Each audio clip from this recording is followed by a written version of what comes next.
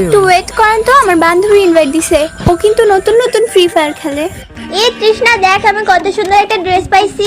হ্যাঁ, তোকে অনেক সুন্দর লাগছে। এই আমরা তো দুইজনে থাকি, আরেকজন কে আসলো? তখন তো আমরা ডুয়োতে ছিলাম, এই জন্য দুইজনে ছিলাম, এখন তো স্কোয়াডে তিনজনে আছি। ও তিনজনেও খেলা যায়? হ্যাঁ, তিনজনও খেলা যায়, স্কোয়াডে চারজনও খেলা যায়। ও তাহলে পাঁচজনও খেলা যায় না? না না না, পাঁচজনে খেলা যায় না, চারজন পর্যন্ত খেলা যায়। এই কে কে বলছে পাঁচজনে খেলা যায় না?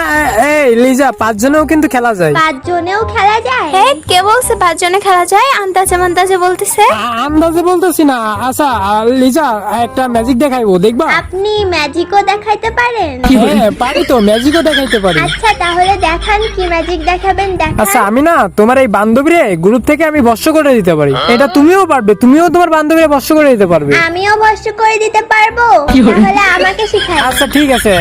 আচ্ছা ওয়েট, ঠিক আছে, আমি মন্ত্র পড়ছি। হ্যাঁ, তোমার মন্ত্র পড়া লাগবে না, আমি পড়লেই হবে।